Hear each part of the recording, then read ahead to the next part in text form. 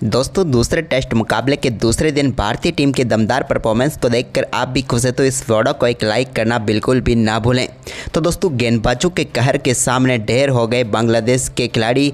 भारतीय टीम ने रचा इतिहास, दूसरे दिन ही पहुंच गए जीत के करीब। नमस्कार दोस्तों, स्वागत है आपका एक बार फिर हमारे चैनल धाकड़ क्रिकेट में। दोस्तों भारत और बांग्लादेश के बीच पहले टेस्ट मुकाबले के आज दूसरे दिन का खेल खेला गया, जहाँ पर टीम इंडिया ने बेहद ही शानदार परफॉर्मेंस करते हुए इस मुकाबले में पूरी तरीके से अपनी पकड़ बना ली है। तो दोस्तों हम आपको दूसरे दिन के हुए खेल का पूरा रोमांच तो इस वीडियो में बताएंगे, तो दोस्तों बने रहें वीडियो के पूरे आखिर तक। और साथ ही दोस्तों आपको आज के दिन किस खिलाड़ी की गेंदबाजी सबसे बेहतरीन लगी, जसप्रीत बुमराह, रविंद्र जडेजा या फिर आकाशदीप की, आप हमें कमेंट में ज़रूर बताएं। तो चलिए दोस्तों जानते हैं इस बेहद ही शानदार मुकाबले का पूरा हाईलाइट शुरुआत से ही। तो दोस्तों आज दूसरे दिन के खेल की शुरुआत करने उतरे एक बार फिर रविंद्र जडेजा और रविचंद्रन अश्विन, लेकिन आज दूसरे दिन के खेल की शुरुआत टीम इंडिया के लिए अच्छी नहीं रही।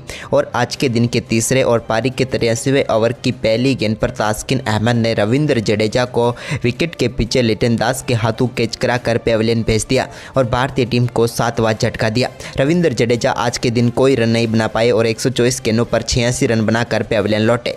इसके बाद नए बल्लेबाज आकाशदीप क्रीज पर उतरे तो उन्होंने 84वें ओवर की पहली गेंद पर हसन महमूद की गेंद को शानदार तरीके से फ्लिक के जरिए स्क्वायर लेग की तरफ चौके के लिए बाउंड्री लाइन के पार भेजा। तो इसी ओवर की तीसरी गेंद पर भी उनके बल्ले से एक और कमाल का शॉट एक्स्ट्रा कवर की तरफ देखने को मिला, जहां पर उन्होंने गेंद को एक बार फिर से चौके के लिए बाउंड्री लाइन के पार भेज दिया। वहीं पर इसके बाद दोस्तों उन्होंने एक और बड़ा शॉट खेला और गेंद को एक बार फिर से चौके के लिए बाउंड्री लाइन के पार भेजा। हालांकि इस बार बल्ले का बाहरी किनारा लगकर गेंद चौके के लिए बाउंड्री लाइन के पार गई।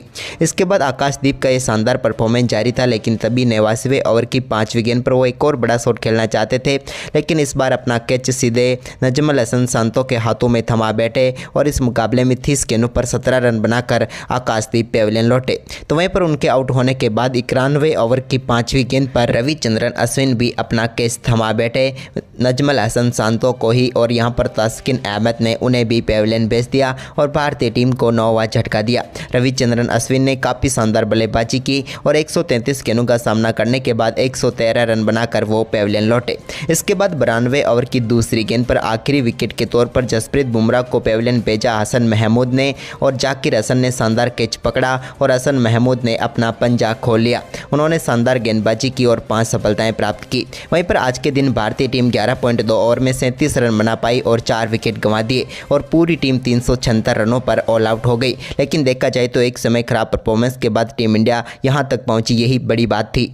वहीं पर दोस्तों बांग्लादेश की टीम की तरफ से सादमान और उनके साथ जाकिर हसन पारी की शुरुआत करने उतरे, लेकिन भारतीय टीम को पहली सफलता के लिए ज़्यादा इंतजार नहीं करना पड़ा और पहले ओवर की आखिरी गेंद पर सादमान इस्लाम को बोल्ड करके पेविलियन भेज दिया जसप्रीत बुमराह ने और भारतीय टीम को पहली सफलता मिल गई। सादमान इस मुकाबले में 6 गेंदों का सामना करने के बाद 2 रन बनाकर पेविलियन लौटे। तो वहीं पर इसके बाद एक शानदार चौका लगाने में कामयाब हुए नजमुल हसन शांतो, जहां पर उन्होंने रविचंद्रन अश्विन की गेंद को बैकवर्ड स्क्वायर लेग की तरफ चौके के लिए भेजा।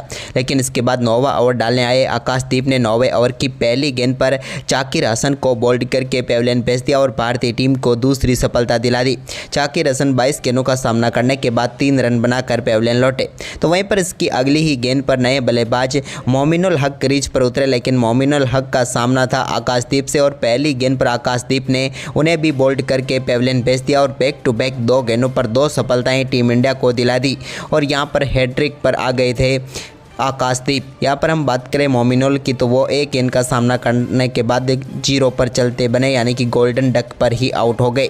लेकिन इसके बाद दोस्तों यहाँ पर 9वें ओवर की 5वीं गेंद पर एक चौका मुशफिकुर ने जरूर लगाया, जिसके चलते बांग्लादेश की टीम ने 9 ओवर में 26 रन बना लिए लंच के समय तक। लेकिन दोस्तों इस सत्र की बात करें तो भारतीय टीम ने 4 विकेट गंवाए जरूर थे, लेकिन आखिर में 3 विकेट चटका भी लिए, जिसके चलते ये सत्र भारत के नाम रहा।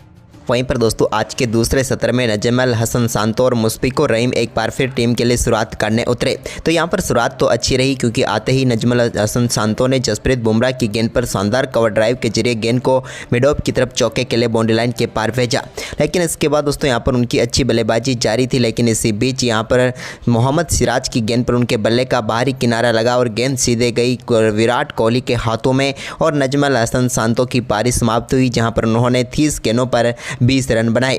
इसके बाद मुशफिकुर रहम की पारी भी ज़्यादा लंबी नहीं चली और 13वें ओवर की 5वीं गेंद पर जसप्रीत बुमराह ने उनको भी केएल राहुल के हाथों स्लिप में कैच करवा कर पेविलियन भेजा और मुशफिकुर 14 गेंदों का सामना करने के बाद 8 रन बनाकर पेविलियन लौट गए।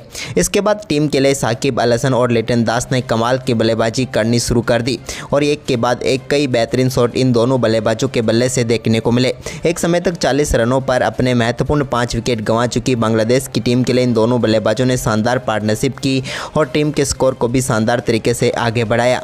अब दोनों बल्लेबाजों के बीच 40 से भी ज़्यादा रनों की पार्टनरशिप पूरी हो चुकी थी, लेकिन तभी दोस्तों यहां पर गलती कर बैठे लिटन दास जब उन्होंने 29वें ओवर की दूसरी गेंद पर एक बड़ा शॉट खेलने की कोशिश की रविंद्र जडेजा के सामने, लेकिन यहां पर सब्स्टिट्यूट फील्डर ध्रुव जुरेल ने बेहतरीन कैच पकड़ा और भारतीय टीम को छठी सफलता दिला दी। लिटन दास की हम बात करें तो 42 गेंदों का सामना करने के बाद 22 रनों की पारी खेलकर वो पेविलियन लौटे, लेकिन टीम के लिए अहम पारी जरूर खेल सकते थे, लेकिन रविंद्र जडेजा ने इन्हें आउट कर दिया।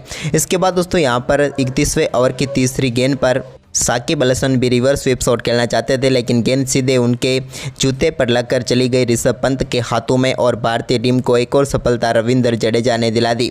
साकिब अल हसन भी अच्छी बल्लेबाजी कर रहे थे, लेकिन 64 गेंदों पर 32 रन बनाकर वो भी आउट हुए।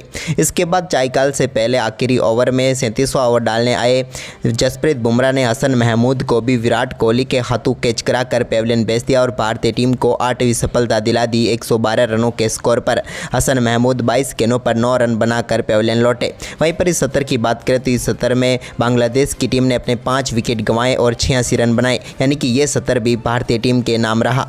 वहीं पर इसके बाद दोस्तों आज के दिन के तीसरे सत्र में भी भारतीय टीम को एक और सफलता दिलाई। तास्किन अहमद के रूप में जसप्रीत बुमराह ने उनको बोल्ड करके पेविलियन भेजा और भारतीय टीम को 9वीं सफलता मिली। तास्किन की हम बात करें तो 21 गेंदों पर 11 रनों का सामना करने के बाद वो पेविलियन लौटे। इसके बाद मेहंदी हसन मिराज ने कुछ अच्छे शॉट खेले तो नाहिद राना के बल्ले से भी 2 बेहतरीन चौके देखने को मिले, लेकिन इसके बाद 48वें ओवर की पहली गेंद पर उनको बोल्ड करके पेविलियन भेजा मोहम्मद सिराज ने और भारतीय टीम ने बांग्लादेश की टीम को 149 रनों पर ऑल आउट कर दिया। बांग्लादेश की टीम की तरफ से कोई भी अर्धशतक नहीं जड़ पाया। भारतीय टीम की तरफ से 4 विकेट जसप्रीत बुमराह तो 2 विकेट सिराज, आकाशदीप और जडेजा को मिले, जबकि दोस्तों भारतीय टीम को पहली पारी में 227 रनों की विशाल बढ़त मिली, लेकिन भारतीय टीम दूसरी पारी में भी एक बार फिर बल्लेबाजी करने उतरी। वहीं पर दोस्तों भारतीय टीम अपनी दूसरी पारी में रोहित और यशस्वी के साथ पारी की शुरुआत करने उतरे तो यशस्वी जायसवाल ने पहले ओवर की दूसरी ही गेंद पर एक शानदार चौके के साथ पारी का आगाज किया। तो वहीं पर इसके बाद पहले ओवर की 5वीं गेंद पर भी उन्होंने एक और शानदार चौका एक्स्ट्रा कवर की तरफ चढ़कर पहले ही ओवर में 2 शानदार चौकों के साथ टीम इंडिया की दूसरी पारी में शानदार आगाज कर दिया।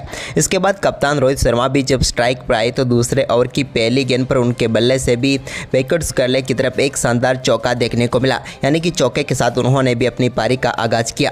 लेकिन इसके बाद तीसरे ओवर की तीसरी गेंद पर तास्किन अहमद की गेंद पर इनके बल्ले का किनारा लेकर गेंद सीधे स्लिप में खड़े जाकिर हसन के हाथों में गई और भारतीय टीम को कप्तान रोहित के रूप में पहला झटका लगा।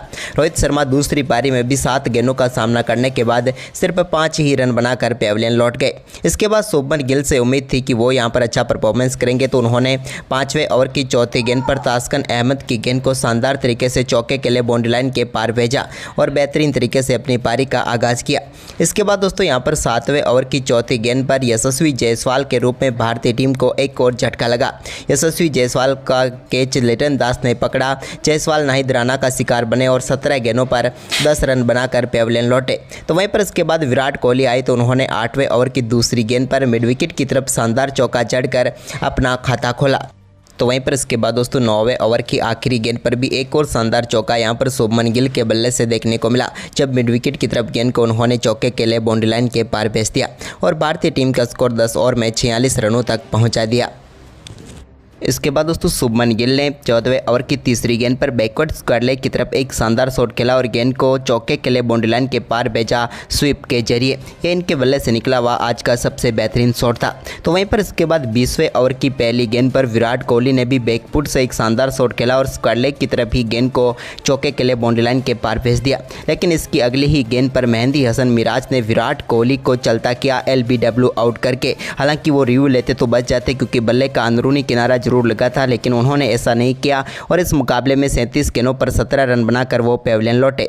इसके बाद 21वें ओवर की 5वीं गेंद पर एक शानदार चौका बैकवर्ड्स कर्ले की तरफ लगाने में कामयाब हुए ऋषभ पंत स्लॉग स्वीप के जरिए। तो वहीं पर इसके बाद दोस्तों अगली ही गेंद पर उन्होंने एक और बड़ा शॉट खेला और गेंद को लॉन्ग ऑन के ऊपर से सीधे सामने की तरफ छक्का जड़ दिया और इस पारी का भारतीय की तरफ से ये पहला छक्का पंत ने जड़ा।